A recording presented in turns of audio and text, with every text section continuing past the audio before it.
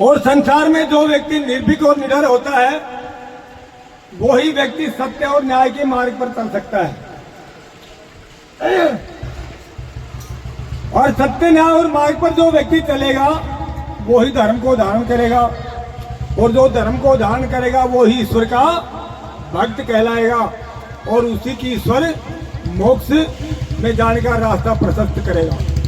इसलिए हमें निर्भीक और निडर होने के लिए परमात्मा की स्तुति प्रार्थना उपासना बहुत जरूरी है। जब उसकी स्तुति प्रार्थना उपासना करते तो हमारा क्या बढ़ता है जी? आत्मबल बढ़ता है।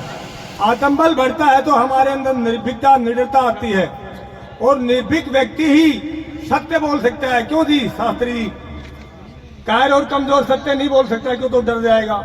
ना वो न्याय कर सकता है, डर जाएगा। इसलिए जब तक सत्य और न्याय का आचरण ही क्या कहलाता है?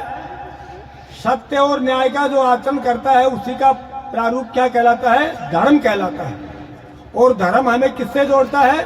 परमात्मा से जोड़ता है। और परमात्मा हमें किससे जोड़ देता है?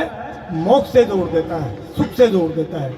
इसलिए प्यारे बंधुओं, माताओं, बहनों, हमें समय निकालकर जिस परमात्मा ने जल, वायु, अग्नि, पृथ्वी और आकाश, इन पांचों जड़ देवताओं की जोरी व्यवस्था है सारी फ्री में दे रखी है। धरती पर आप रहते हो, कोई किराया नहीं लेता है। हवा आप लेते हो, कोई किराया नहीं लेता है। जल बरसता है, कोई किराया नहीं लेता है। सूर्य का प्रकाश ले रहे हो, कोई किराया नहीं लेता है। और इनके बगैर हम जिंदा भी नहीं रह सकते। अरे भाई, जिसने जीने की भोग्य सामग्री हमारे को दे रखी है, उसने इतना बड़ा उसका एहसान हमारे ऊपर है, तो क्या हमारा नैतिक कर्तव्य नहीं बनता कि हम परमात्मा की सुबह शाम आधा घंटा 1 घंटा जितने भी आपको समय मिले उसकी स्तुति